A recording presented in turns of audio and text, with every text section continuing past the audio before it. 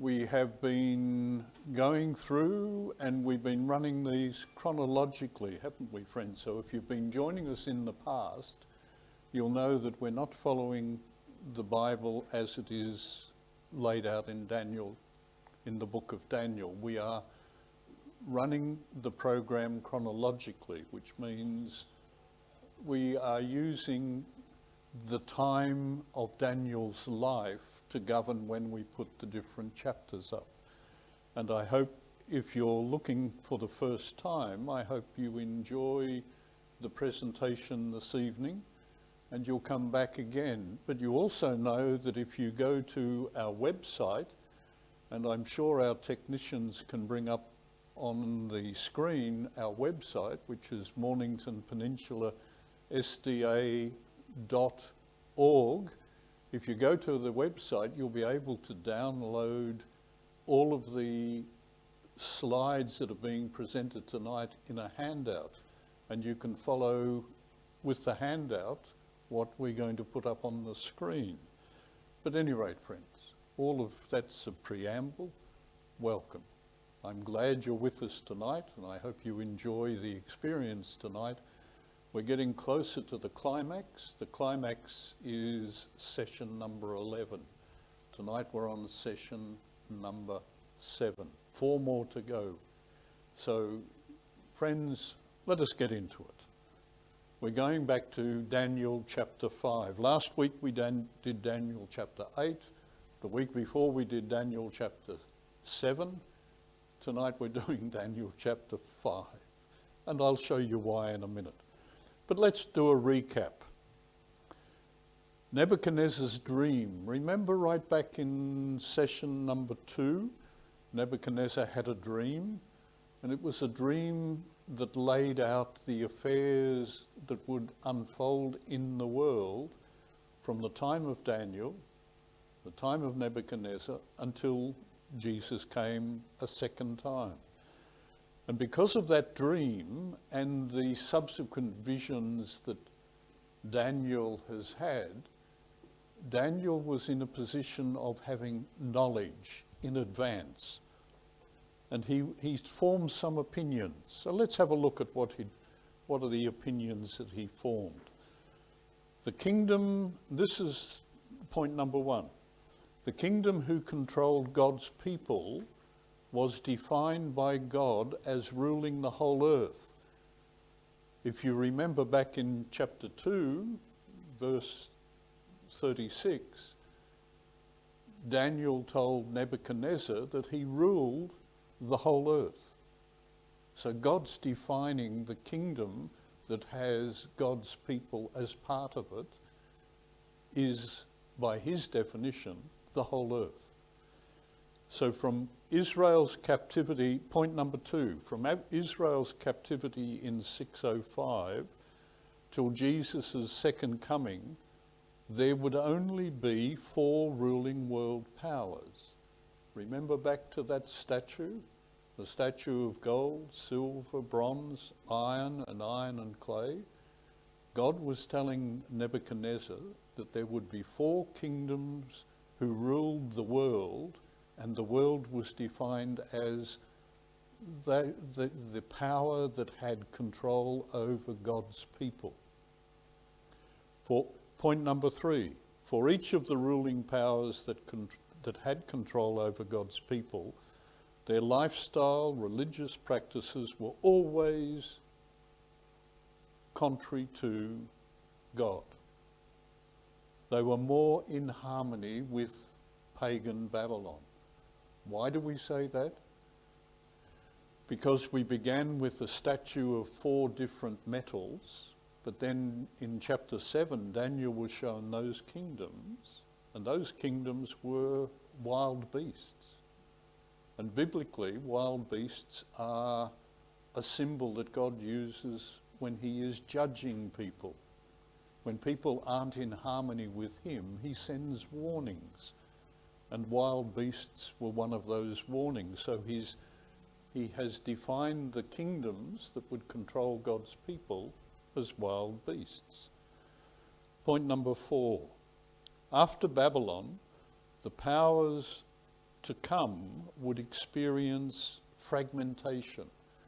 If you remember chapter 8, chapter 7, Medo-Persia, the kingdom that was to follow Babylon, would be two kingdoms, Media and Persia. It wasn't just one kingdom, it was two. When Greece came and overthrew Medo-Persia, it was divided into four smaller kingdoms. And then when the terrible beast, the fourth power, overthrew Greece, it was divided into 10 kingdoms, 10 horns, and also an 11th horn came up, and the 11th horn was worse than all the others. So these kingdoms are going to progressively go through fragmentation and these kingdoms indicate a declining spirituality in the world. Nebuchadnezzar, his kingdom, was closer to God than the kingdoms that followed. And the kingdoms that followed got further and further away from God. Each of these kingdoms had the power over life and death, and they exercised that power over life and death. But as we got progressively further from Babylon, the use of that power was harsher, more ruthless, more indiscriminate. And it reached its peak, it was at its worst in the time of the little horn. So this is what the dream and the subsequent other prophecies have brought Daniel to a place of understanding. Nebuchadnezzar had two dreams. In his second dream, it showed that God was in control of the affairs of man. If you remember the second dream, Nebuchadnezzar was warned that if he didn't change his ways, then he would become insane. And he didn't change. After a year, he went back to being what he was, and God gave him a bout of insanity that was to last for 7 years.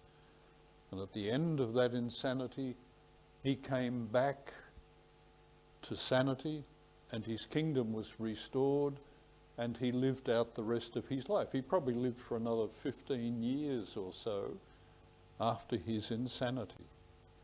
But God was showing Nebuchadnezzar that he was in control.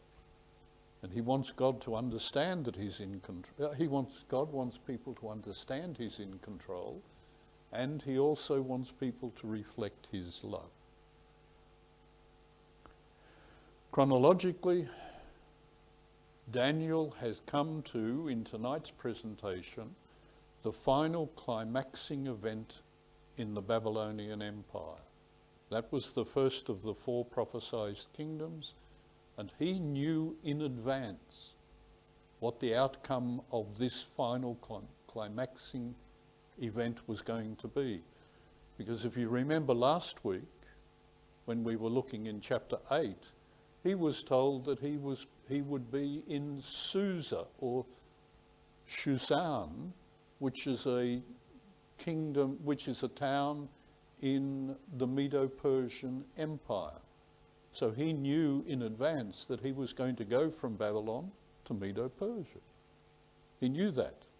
So when it came time in this presentation we're going to look at, for him to explain it to the king, he knew what the outcome was going to be. But let's look at Daniel for a minute. Daniel, from all that we can gather what has unfolded so far, assumed that the house of Israel would be returned to their former lands. They would go from Babylon, captivity in Babylon, back to Jerusalem, to Israel, and they'd rebuild the temple. That's what Daniel expected would happen. But these prophecies are causing him some consternation, because the prophecies are suggesting that that's not going to happen soon. Daniel's being told in the prophecies that there's going to be 4 world kingdoms before God really establishes his kingdom again on earth. So Daniel's struggling with that. And the prophecies also suggested that there was going to be a changed relationship between God's people and God, because the kingdoms that are going to control God's people are wild beasts. So things are changing, and he's struggling to understand that. The prophecy, as we've looked at it in chapter 7 and chapter 8, is telling us that there's going to be a time in the very distant future when God would re-establish that kingdom. And it wouldn't be the same as it was in Daniel's time. Before Daniel's time, it was going to be different. And finally, he was given a timeline that really troubled him. And the timeline was 2,300 years. So let's bring up our chronological chart. We've been doing this for a while now, haven't we? We started in Daniel chapter 1, 605 BC, and Daniel and his friends made a decision to remain true to God. In 602, Nebuchadnezzar had his dream, and then in 594, he made a golden image and he threw Daniel's friends into the furnace and they survived. Then he had a 7-year period of insanity, and Nebuchadnezzar died in 560 BC. So he'd reigned for over 40 years, and that's nearly 45 years. His son Amel-Marduk was killed by his brother-in-law, and his brother-in-law only lived 4 years and then he died, and he put his teenage son was going to be made king, but the teenage son was assassinated by the army general called Nabonidus. He only ruled for 7 years, and then he installed his son Belshazzar on the throne, and he ruled for 10 years. Now, we have come to the end of those 10 years. The Medo-Persian army has come and surrounded Babylon, and Belshazzar is having a feast. He's called a big feast. He feels secure within his fortress of the city of Babylon. So that's where we're at. We've come chapter 5. But to get to chapter 5, we've also looked at the prophecies, haven't we? So let's put those up on the screen. The first prophecy was the one to Nebuchadnezzar. Then Daniel in chapter 7, in 546 BC, saw the same vision as Nebuchadnezzar had had, but he didn't see it as a statue. He saw it as 4 separate wild beasts. And then he saw the 4th beast that had 10 horns, and among the horns came up a little horn, and the little horn was going to be the worst ruler of all of the kingdoms. And then in 544, 2 years later, in the 3rd year of Belshazzar, Daniel, who couldn't understand the wild beasts and the little horn, God came and gave him a vision, and he started to explain it again to him, but with symbols that Daniel could understand. So the Medo-Persian Empire, which was the bear in chapter 7, in chapter 8 becomes a ram. And the ram would be confronted by a goat with a big horn between its eyes, and the goat would overthrow the ram. So Daniel is being told that the 2nd kingdom would be overcome by the 3rd kingdom, and the 3rd kingdom was in the symbol of a goat. And in chapter 8, God told Daniel, the ram is Medo-Persia, and the goat is Greece. So Daniel knew in the 3rd year of Belshazzar's reign who were the 2 kingdoms that were going to follow. Included in chapter 8, there was a time prophecy, 2,300 years. But we didn't know when that time prophecy was going to start, and we didn't know when it was going to finish. Daniel hasn't been told that yet. But he knows that things are going to change for Babylon. Medo-Persia would follow. So let's go on and have it. Just to bring you up to date, if you're only recently joined us, Nabonidus was an interesting king because he replaced the gods of Babylon that Nebuchadnezzar had while he was in reign, and his son-in-law had. He replaced those gods with gods that he wanted. So he changed Marduk, the main god of Babylon, and put in its place the god of the moon, which in those days was called Sin. That action alienated the priesthood and much of the population, because the population now had to go to the temple and do service, had to work for the god to keep the god happy. And they didn't have to do that in Nebuchadnezzar's time. So they got a bit, well, would you get peeved if you suddenly had to do things you didn't want to do and you didn't like the God that you had to do it for? Would you be happy about that, or would you be unhappy? Okay, any rate, that's what happened. So in a way, what Nabonidus did and what his son Belshazzar did reflects the fourth kingdom in Daniel's vision of chapter 7, because they were going to promote a God different to the God of heaven. They were going to promote a false God, and they would make people worship that God irrespective. So in a sense, Daniel's life reflected the prophecies. Daniel knew what was going to unfold. He was told he was going to go to the Medo-Persian Empire. And let's continue the background just a little bit more. The New Year's Day festival of Akatu required the anointed king to undertake the important ritual.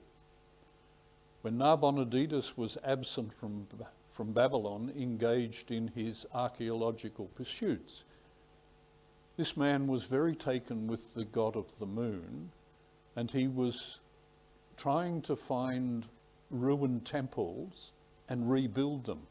So he left the kingdom of Babylon to be run by his son, and he went around trying to rebuild the temples to the moon god. And he neglected the duties that the king should have done in Babylon. So when Cyrus's army came to Babylon, there were probably a lot of people in Babylon who were sympathetic to Cyrus and unhappy with Nabonidus and Belshazzar. So it is very likely that some of them left the gates open,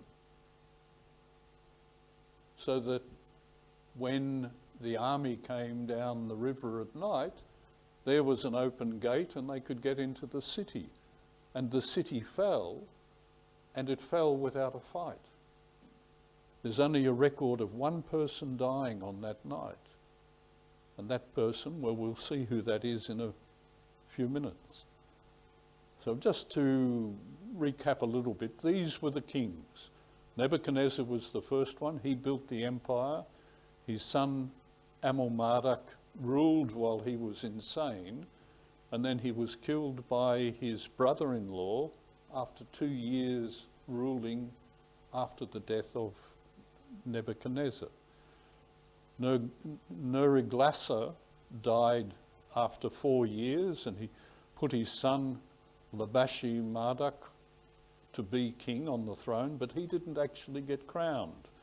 Nabonidus took his place, and he installed his son after 7 years, and his son ruled for 10 years. So here I'm just repeating what I've already told you. So let's have a look at this. You might find this interesting. I find it interesting.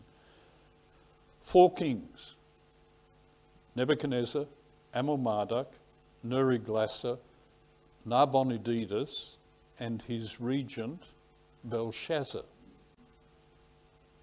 In the time of these kingdoms, that would have been understood to be 3.5. It's not understood to be 4 kings because Nabonidus didn't rule all of the time where he should have been, and he didn't do the festivals he should do. So the people of those days would count that as 3.5. And in the Bible, if you're a student of the Bible, you know that 3.5 is a significant number. You might remember that when Christ began his ministry, he ministered for 3.5 years. When he died on the cross, the nation of Israel had 3.5 years to realize the magnitude of what they had done and repent. But they didn't do that. 3.5 is a very interesting number in Scripture. And these 4 kings in those days are counted as 3.5. And this will become interesting in a few minutes if I don't stop talking so much and get a move on. All right? Nabonidus made some cylinders, or they've got his name on it, but it's very likely that they were made by Cyrus. And there is a cylinder which is called Nabonidus' cylinders. It's a 9-inch clay cylinder, and it was found in 1879, 60 kilometres north of Babylon, and it's one of 5 cylinders. 4 are from Ur and 1 is from Shipper. All are dated from the 6th century BC, and in 4 of the cylinders, mention is made of Nabonidus' son, Belshazzar. Why is that important? Because a lot of archaeologists, a lot of historians said that the story of Nabonidus was just a myth. It wasn't real. But there is now clear evidence that he was a real person, and his son was a real person who ruled Babylon as a regent also. So the cylinders actually support Scripture. And I've got that first one was the one from Shipper. These are the ones that were found. This is a replica of the ones found in Ur. And in this one, let me read it to you. It says, "As for me, Nabonidus, king of Babylon, save me from sinning against your great God, or your great Godhead, and grant me as a present a life long of days. And as for Belshazzar, the eldest son, my offspring, instill reverence for your great Godhead in his heart, and he may not commit any cultic mistakes. May he be sated with the life of plenitude." So he's actually appealing for his son. It doesn't sound like he's got a lot of confidence in his son, does he, when he gives a prayer like that? So maybe he might consider his son a bit of a no-hoper, but he made his son king, so he's got to take some of the blame, doesn't he? And there's more archaeological evidence. The picture on your screen is the front panel and the back panel. So that's the one tablet, but you're looking at the front and the back in the picture. And this chronicle documents the reign of Nabonidus. And it says, he campaigned in the west, then settled in Tema. Tema is where he went. It was an oasis in the desert. That's where he went to rebuild the temple of the moon god Sin. But the chronicle doesn't explain why he or how he came back to Babylon. But it does explain that he didn't follow the New Year's Day festival, which was critical for the people of Babylon, for the health and well-being of the city. Because he didn't do it, the people were concerned that the gods would get angry with their city. All right. The tablet also describes the rise of Cyrus the Great, who is first presented as the ruler of Ansan, Persia, who subdued the Median king Astyages.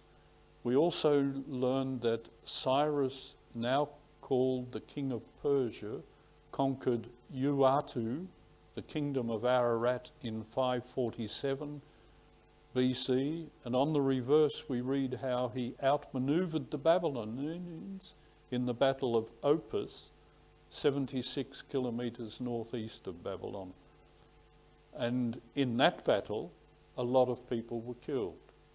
So in the battle just before he got to Babylon, a lot of Babylonians were killed, but when he took the city of Babylon, only one person died that we know of.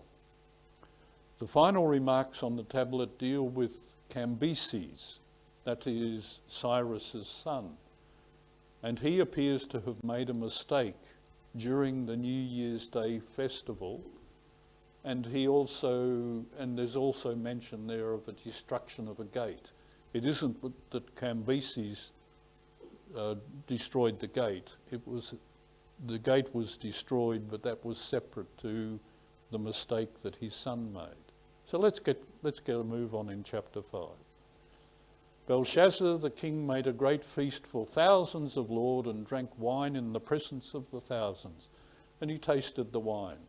So he's getting drunk, and when he's drunk, he says to his servants, "Bring all the golden cups and the silver cups from the temple of Jerusalem that Nebuchadnezzar brought here when he captured that city." So they bring all of the golden and silver cups, and they fill them with wine, and they're drinking and they're toasting to their gods, to their fortune. They're making merry. So he's given this command, bring the vessels. And it says there, which his father Nebuchadnezzar. That isn't actually saying that Nebuchadnezzar was his father. It is saying he, as the king of Babylon, will claim to be the son of the founder of the empire. We know that Belshazzar's father is Nabonidus, but he is claiming to be, because he's king of Babylon, he's claiming Nebuchadnezzar as his heritage. He's saying, I'm a son of Nebuchadnezzar. Do you think that this action of Belshazzar was thumbing his nose at the gods of Israel? Do you think that he's deliberately thumbing his nose? Do you think that he might believe that his gods are superior? That his gods are greater than the gods of Jerusalem? Let's see what happens. So they get drunk. And you know what happens when you get drunk. Well, you might know what happens when you get drunk, but I'm afraid I don't, because I don't drink. But you might be able to picture this better than I can. All right. They brought the golden vessels from the temple, from the house of God, which had been in Jerusalem, and the king, the lords, his wives, his concubines drank from them. They drank wine, and they praised the gods of gold and silver, bronze, iron, wood and stone. They praised all their gods and thumbed their nose at the God of Israel. So that's what they're doing. Okay. All of a sudden, in the hour when they're doing this, the fingers of a man's hand appeared and wrote opposite the lampstand on the plaster of the wall of the king's palace, and the king saw the part of the hand that wrote. It's near the lampstand, it's lit, so everyone could see the writing as it's put on the wall, and there is just a hand writing on the wall. The king cried aloud to bring in the astrologers, the Chaldeans and the soothsayers. Then the king's countenance changed and his thoughts troubled him, so that the joints of his hips were loosened and his knees knocked against each other. The king spoke to the wise men of Babylon, saying, "Whoever reads this writing and tells me its interpretation shall be clothed with purple and have a chain of gold around his neck, and he shall be the third ruler of the kingdom." This phrase, third kingdom of the ruler, of the kingdom, tells us that there were two rulers before him. So his father, himself, and the person that can read the writing would be the third ruler. And that. Okay, so that's supporting again Scripture. Is it possible Belshazzar suddenly became afraid of God, of Daniel's God? If he was, as king, would he show it to his people outwardly? Would he show his fear? Probably he would try not to, but his actions, his fear, got the better of him. If your knees are knocking together and you are leaving puddles on the floor, do you think people will know that you're afraid? Any rate, scripturally, this event is portrayed in other passages of the Bible. In Isaiah, he writes about this, and this is what he says: "I was distressed when I heard it. I was dismayed when I saw it. My heart wavered. Fearfulness frightened me. The night for which I longed, he turned into fear for me." He's writing of fear around this event on the last night of Babylon. Ezekiel also describes the fall of Jerusalem. Oh, this is Jerusalem. You might remember,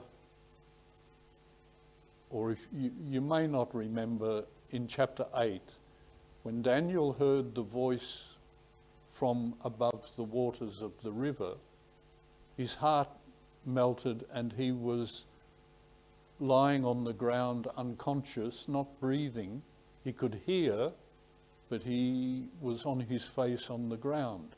It seems when people come into the presence of God, there is a reaction, and the reaction is often one of fear or a loss of consciousness and becoming unconscious.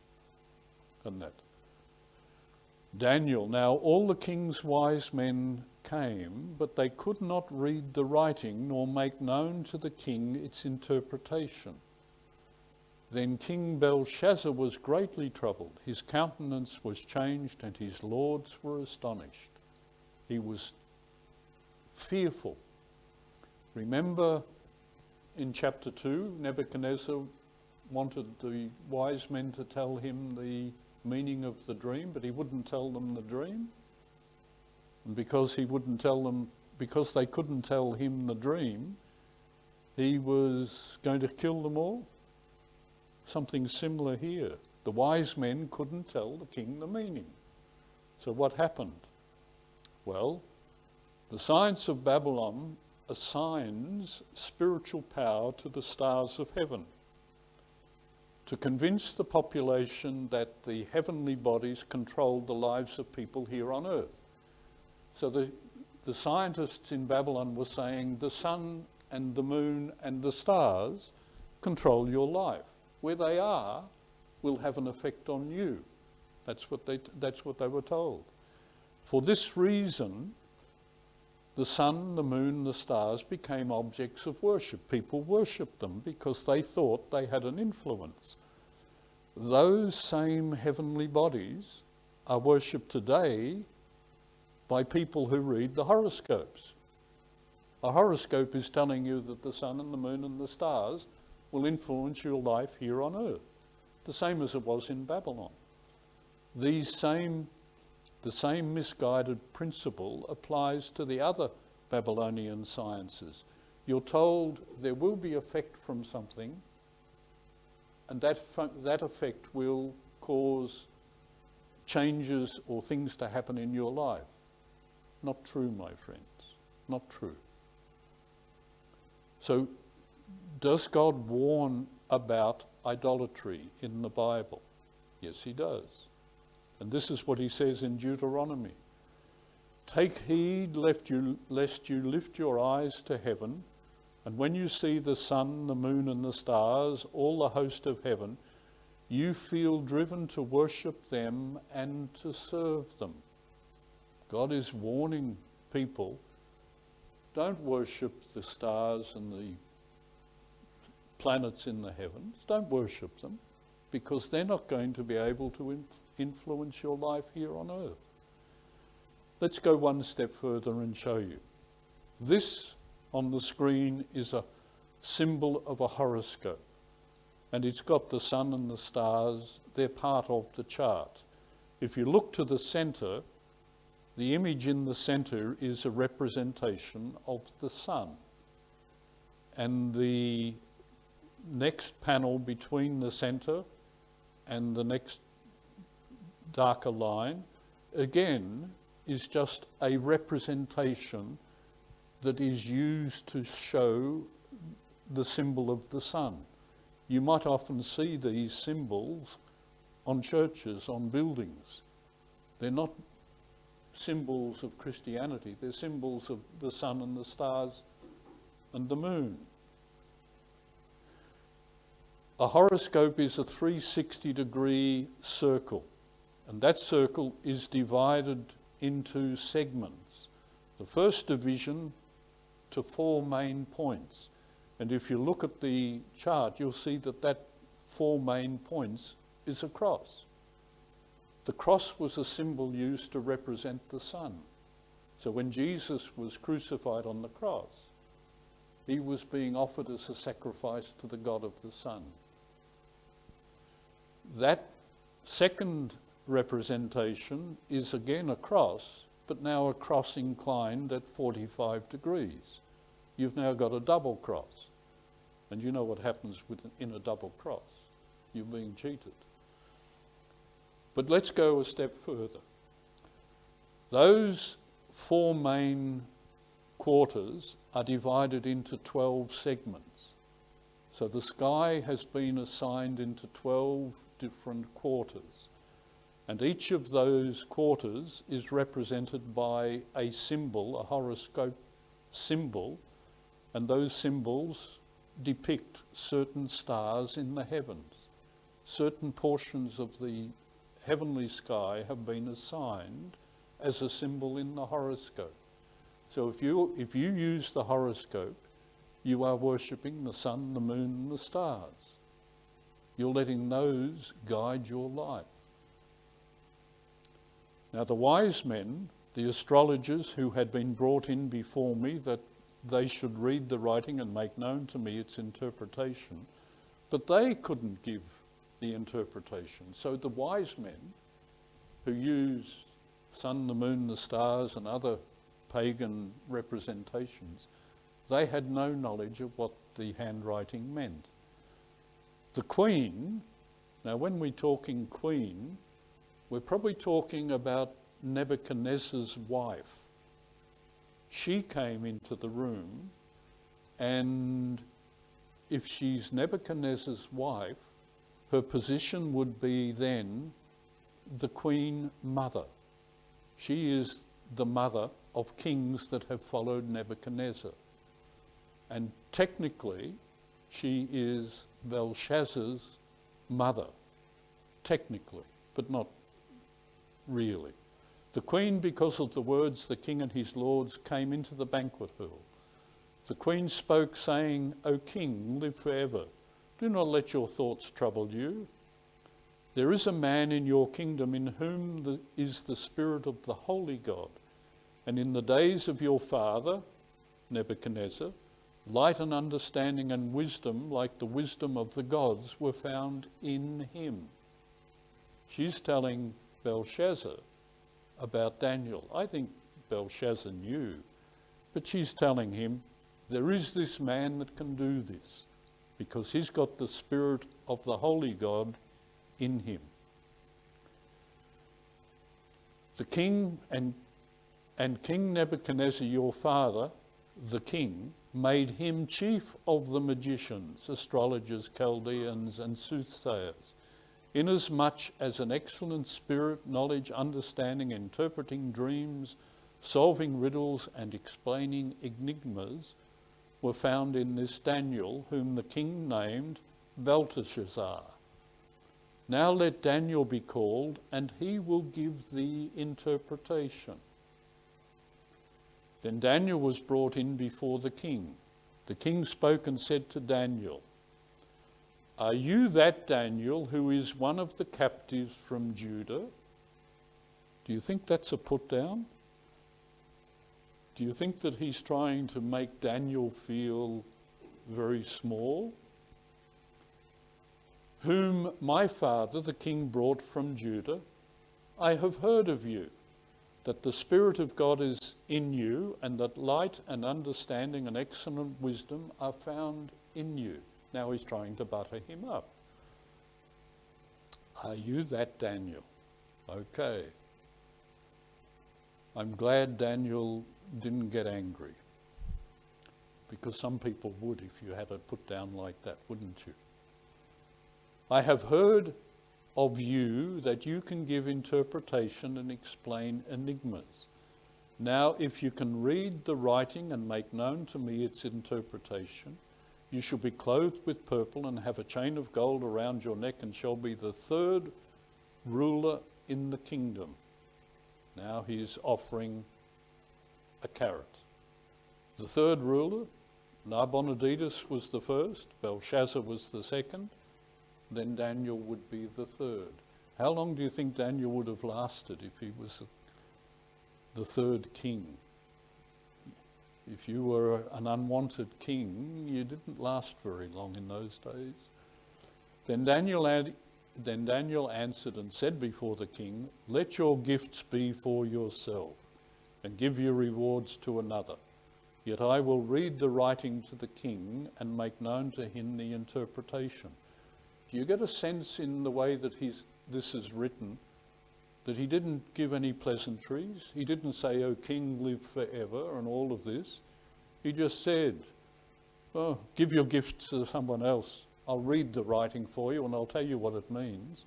So Daniel is very offhanded with him. He's giving him back a little bit of what he gave him. "O king, the Most High God gave Nebuchadnezzar, your father, a kingdom and majesty, glory and honor." He is telling Belshazzar that the God of heaven, the God of Israel, had given Nebuchadnezzar that kingdom. Belshazzar had completely disregarded the many years of service Daniel had given to the kings of Babylon and called him a captive. Belshazzar knew Daniel, and he knew of Daniel, and he knew what Daniel had done, but he totally disregarded it and tried to say that our gods are superior to yours, we don't need you. So Daniel's response was short and to the point. He didn't muck around. And because of the majesty that he gave him, all peoples, nations, and languages trembled and feared before him. Whomever he wished he executed, whomever he wished he kept alive, whoever he wished he set up, and whomever he wished he put down. But when his heart was lifted up and his spirit was hardened in pride, he was deposed from his kingly throne, and they took his glory from him. Can you imagine the extent of the power, the responsibility given to Nebuchadnezzar?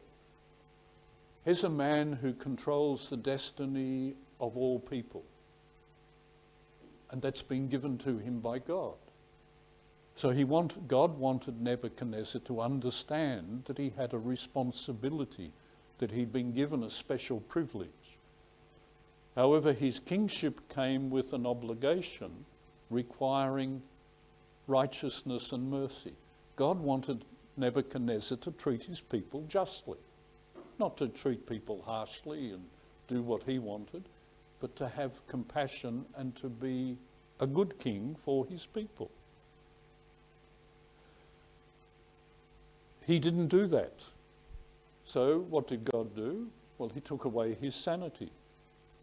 Nebuchadnezzar became insane, and for 7 years he lived with the donkeys. And that until he realized that it was the God in heaven that controlled the affairs of men. When he realized that, he was reinstalled back onto his throne.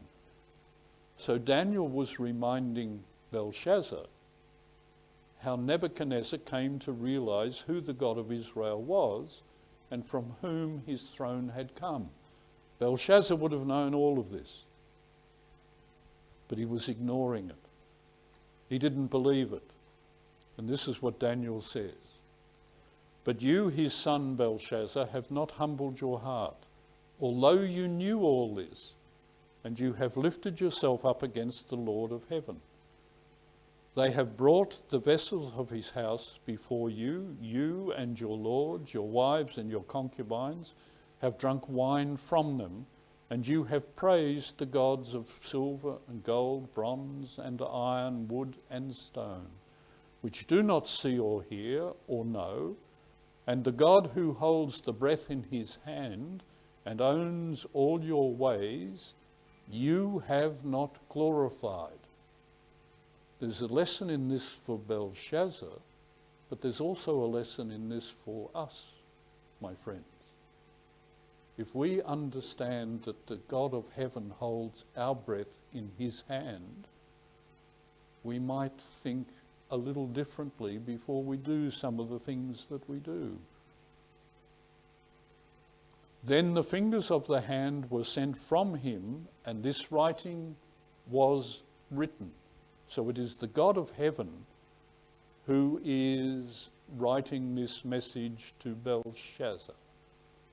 You have praised the gods of silver, gold, bronze, and God who holds your breath in his hand and owns your ways, you have not glorified.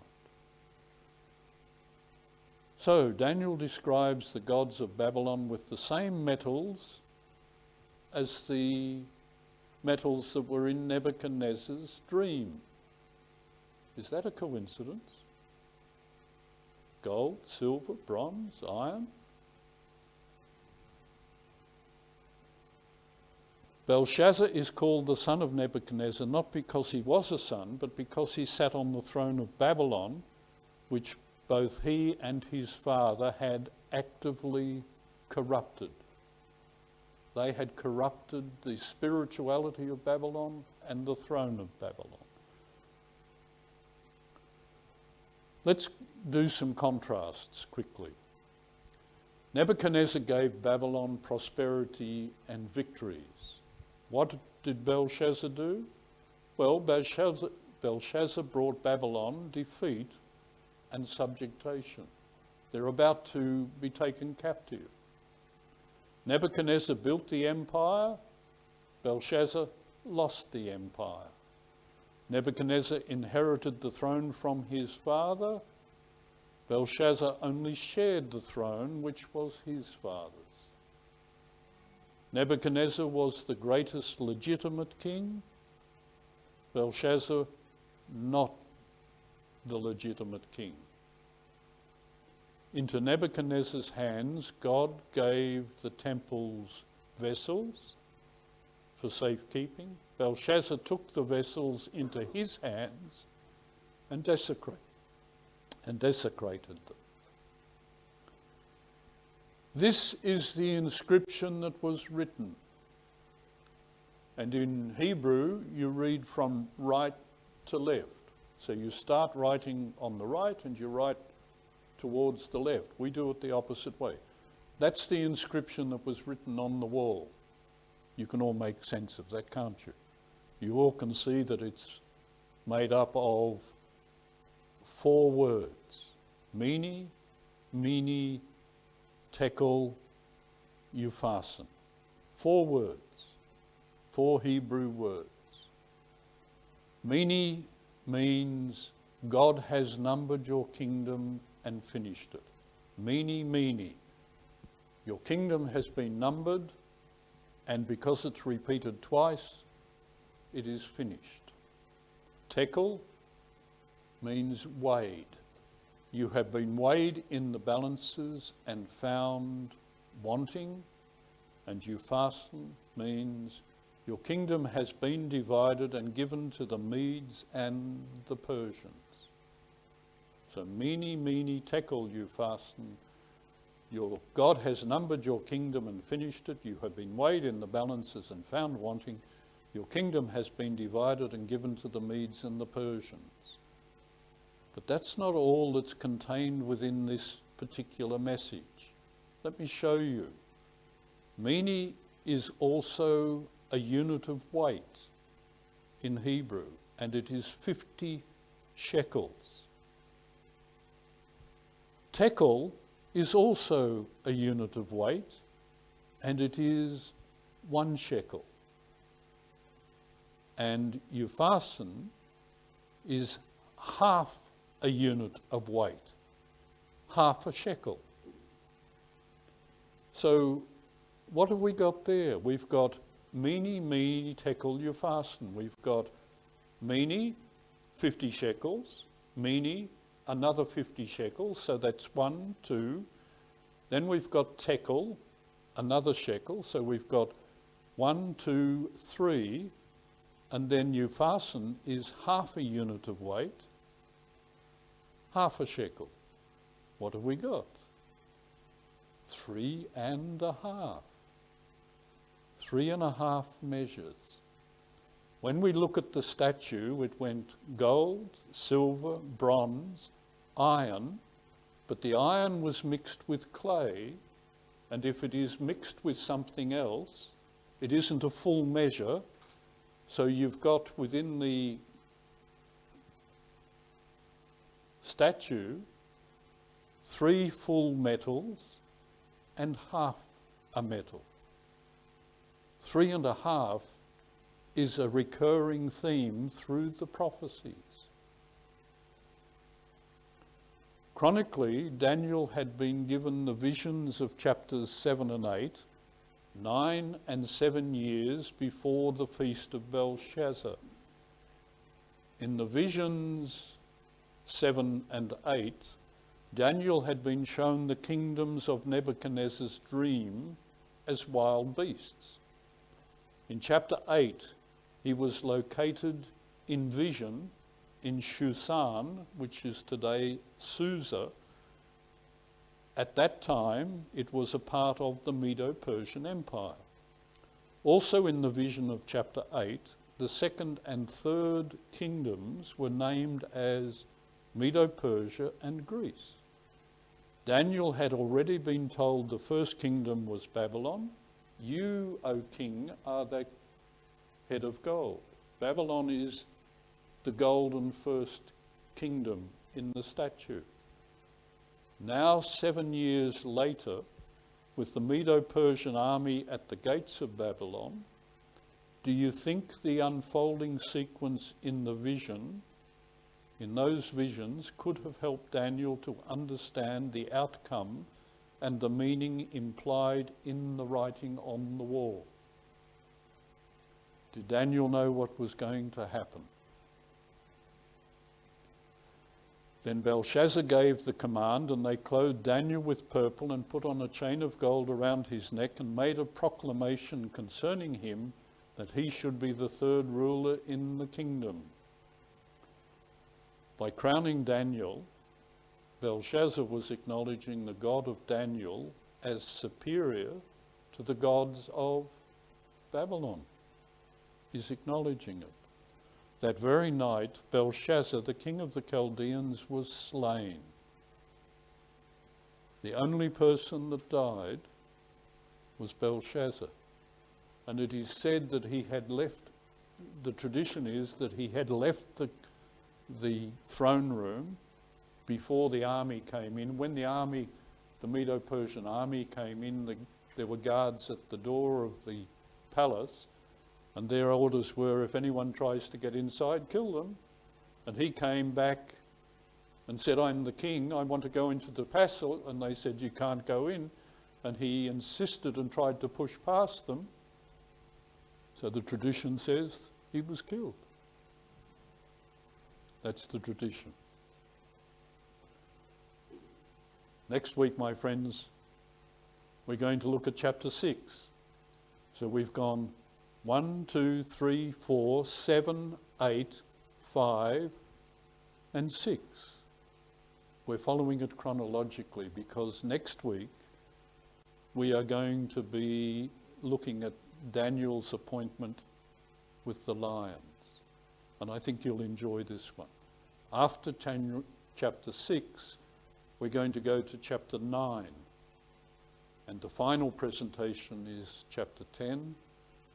And that one helps explain all of the things that Daniel was troubled about.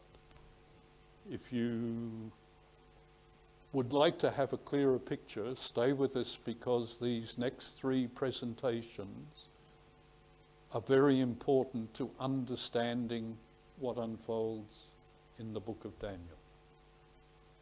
Thank you for joining us. Remember, you can go to our website and I'll get my technicians to put the address up on the screen. If there are presentations that you have missed, they are on the website. And if you want to download the handout that the people here in the room have, if you want a copy of that handout, which is what has been on the screen, you can download that from the website as well. My friends, it's been a pleasure speaking to you tonight. I look forward to speaking to you again next week. Same time, same place. Thank you for joining us. Good night. Thank you. That was a good sound effect to finish with.